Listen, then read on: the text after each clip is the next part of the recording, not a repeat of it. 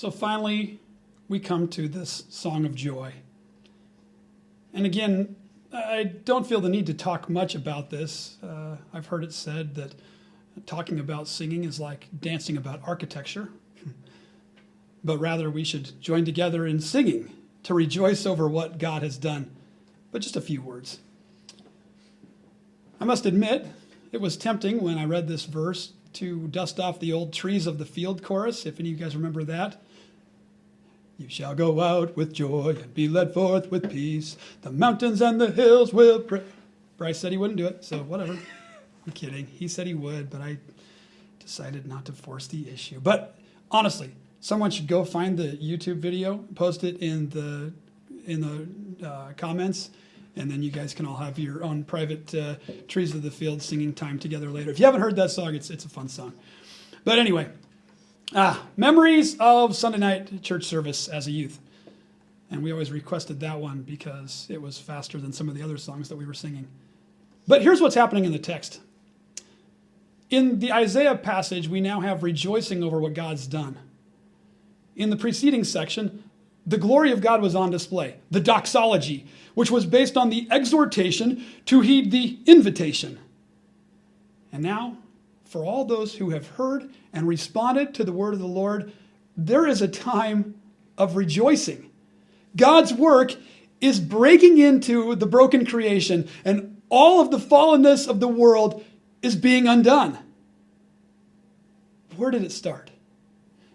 In a certain sense, it started in eternity past when God the Father decreed his rescue plan.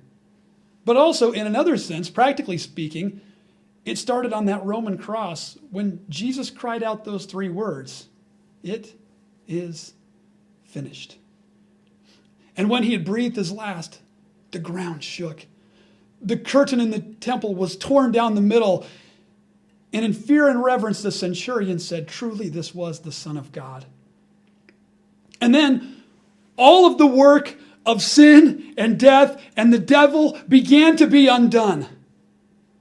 God rested on that Sabbath day. Jesus' body lying still. There was nothing. Nothing but fear and maybe a little bit of anticipation. But then early on that Sunday morning, when in what I can only imagine was the most dramatic moment in the history of the universe. It's amazing to me to imagine if you could be there in the tomb, to see that first moment when Jesus' chest rises up and his lungs filled with air.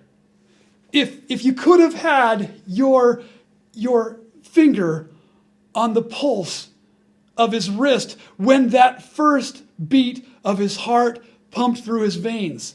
Can you imagine that? The first breath of the resurrected Christ. And it changed everything. And so seniors and church, I want to call you together to come. Satisfy your thirst.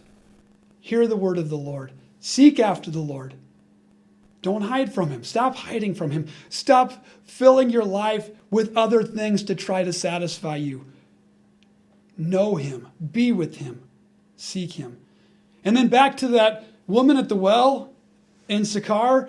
It says after she gave her testimony of the glory of Jesus, the rest of the people came back and they wanted to hear from Jesus. And they pleaded with him, come. And so verse 41 and 42 says, because of his words, many more people became believers. And they said to the woman, "We no longer believe just because of what you've said. Now we have heard for ourselves and we know that this man really is the Savior of the world." What an amazing moment of rejoicing together. And so they joined together in rejoicing with the Savior. And now I want us to do that same thing ourselves. Let's sing this next song, Anastasis, or "Oh, Praise the Name." And by the way, that word, anastasis, it's the Greek word for resurrection. And in John 11:25, for example, when Jesus says, "I am the resurrection and the life," the word "I am the anastasis and the life." And it's because of Jesus' resurrection that we too can have a resurrected life. Seniors, Those of you on the board right behind me here, I'm looking at you still. You think I forgot about you, Jeff? Wake up. Maybe not. He's probably awake. But seniors in church, trust in the Lord. Seek him while he may be found, and rejoice in the hope of his resurrection and in your resurrection.